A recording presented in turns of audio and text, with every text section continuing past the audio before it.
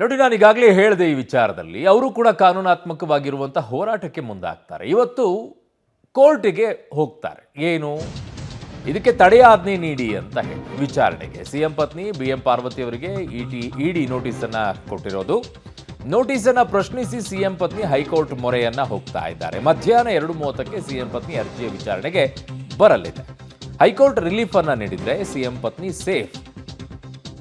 ಅವರು ಅದಕ್ಕೆ ಹಾಜರಾದರೂ ಕೂಡ ಏನೋ ಕಷ್ಟ ಅಂತಿರಲಿಲ್ಲ. ಹೈಕೋರ್ಟ್ ರಿಲೀಫ್ ನೀಡದಿದ್ರೆ ಸಿಎಂ ಪತ್ನಿಗೆ ಸಂಕಷ್ಟ ಅಂತಿದ್ದಾರೆ. ಹೇಗೆ ಕುತೂಹಲ ಕೆರಳಿಸಿದೆ ಈಗ ಹೈಕೋರ್ಟ್ನ ಆದೇಶ. 2:30ಕ್ಕೆ ಅರ್ಜಿ ವಿಚಾರಣೆಗೆ ಬಂದಾಗ ಈ ವಿಚಾರದಲ್ಲಿ ಸ್ಪಷ್ಟವಾಗಿರುವಂಥ ಒಂದು ಚಿತ್ರಣ ಗೊತ್ತಾಗುತ್ತೆ, ಏನು ಎತ್ತ ಅಂತ ಹೇಳಿ. ಮತ್ತೆ ಅವರು ವಿಚಾರಣೆಗೆ ಹಾಜರಾದ ಮಾತ್ರಕ್ಕೆ ಅವರೇನು ತಪ್ಪೇ ಮಾಡಿಬಿಟ್ಟಿದ್ದಾರೆ, ಅವರೇ ಅಪರಾಧಿಗಳು ಅಂತ ಆ ನಿಟ್ಟಿನಲ್ಲೂ ಅಲ್ಲ.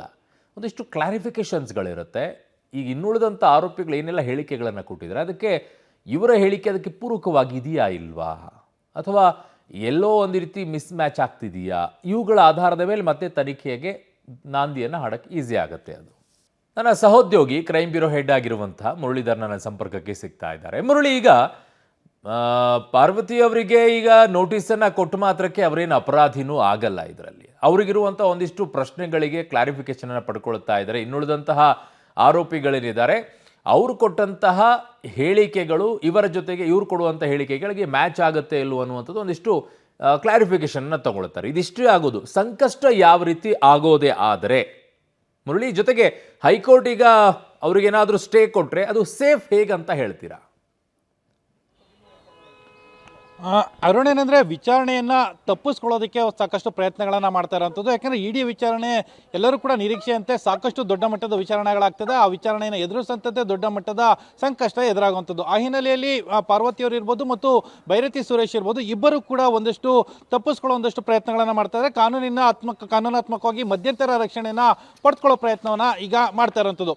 ಭೈರತಿ ಸುರೇಶ್ ಅವರು 22ನೇ ತಾರೀಕು ಕೊಟ್ಟಂಥ ಸಮನ್ಸ್ ಏನಿತ್ತು, ಆ ಸಮನ್ಸ್ಗೆ ಮುರಳಿ ಕಣ್ಣನ್ ಅವರಿಗೆ ಒಂದು ಸ್ಪಷ್ಟನೆಯನ್ನು ಕೊಡ್ತಾರೆ. ನನ್ನ ಮನೆಯಲ್ಲಿ ಮದುವೆ ಕಾರ್ಯಕ್ರಮ ಇದೆ, ಮದುವೆ ಕಾರ್ಯಕ್ರಮ ಇರೋ ಹಿನ್ನೆಲೆಯಲ್ಲಿ ಫೆಬ್ರವರಿ 6 ಮತ್ತು 7ನೇ ತಾರೀಕಿಗೆ ನೀವು ನನಗೆ ಸಮನ್ಸ್ ಅನ್ನು ಕೊಟ್ಟರೆ ನಾನು ಅವತ್ತು ವಿಚಾರಣೆಗೆ ಹಾಜರಾಗ್ತೀನಿ ಅಂತೇಳಿ ಅವರ ಇನ್ವಿಟೇಷನ್ ಕಾರ್ಡ್ ಏನಿತ್ತು, ಅಂದರೆ ಮದುವೆಯ ಇನ್ವಿಟೇಷನ್ ಕಾರ್ಡ್ ಏನಿತ್ತು, ಆ ಇನ್ವಿಟೇಷನ್ ಕಾರ್ಡ್ನ ಸಮೇತವಾಗಿ ಒಂದು ಮಾಹಿತಿಯನ್ನು ರವಾನೆಯನ್ನು ಮಾಡುವಂಥದ್ದು. ಅದೇ ರೀತಿಯಲ್ಲಿ ಪಾರ್ವತಿಯವರು ಕೂಡ 2 ವಾರಗಳ ಕಾಲಾವಕಾಶ ಬೇಕು ಅಂತೇಳಿ ಮೊದಲನೇ ನೋಟಿಸ್ಗೆ ಕೇಳ್ಕೊಂಡಿದ್ದಾರೆ.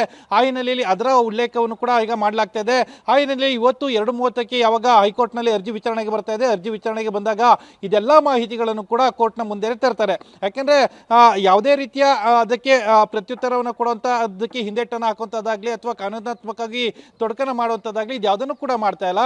ಮಧ್ಯಂತರ ರಕ್ಷಣೆ ಬೇಕು, ಅರ್ಜಿ ಇತ್ಯರ್ಥ ಆಗಬೇಕು. ಜೊತೆಗೆ ನನಗೆ ಅದರ ವ್ಯಾಪ್ತಿಯೇ ಇಲ್ಲ. ಯಾಕೆಂದರೆ ನಾನು ಮಾಡಿರುವಂಥದ್ದು, ನನಗೆ ಬಂದಂಥ ದಾನಪತ್ರ ಏನಿತ್ತು, ಆ ದಾನಪತ್ರಕ್ಕೆ ಸಂಬಂಧಪಟ್ಟಂತೆ ನಾನು ಅದನ್ನು ಮೂಡಕ್ಕೆ ಕೊಟ್ಟಿದ್ದೀನಿ ಮತ್ತು 14 ಸೈಟ್ಗಳು ನನಗೆ ವಾಪಸ್ ಬಂದಿತ್ತು. ಆ ಸೈಟ್ಗಳನ್ನು ಕೂಡ ಈಗಾಗಲೇ ಮೂಡಕ್ಕೆ ರಿಟರ್ನ್ ಅನ್ನು ಮಾಡಿದ್ದೀನಿ. ಇದೆಲ್ಲದರ ಬಗ್ಗೆನೂ ಕೂಡ ಹೈಕೋರ್ಟ್ನಲ್ಲಿ ಗಮನಕ್ಕೆ ತರುವಂಥದ್ದು ಮತ್ತು ಇಡಿಯ ವಿಚಾರಣೆ ಮತ್ತು ಇಡಿಯ ಸಮನ್ಸಿಂದ ಪಾರಾಗುವಂಥ ಒಂದಷ್ಟು ಪ್ರಯತ್ನಗಳನ್ನು ಮಾಡ್ತಾ ಇದ್ದಾರೆ ಅನ್ನೋದು ಸ್ಪಷ್ಟವಾಗಿ ಗೊತ್ತಾಗ್ತಾ ಇದೆ.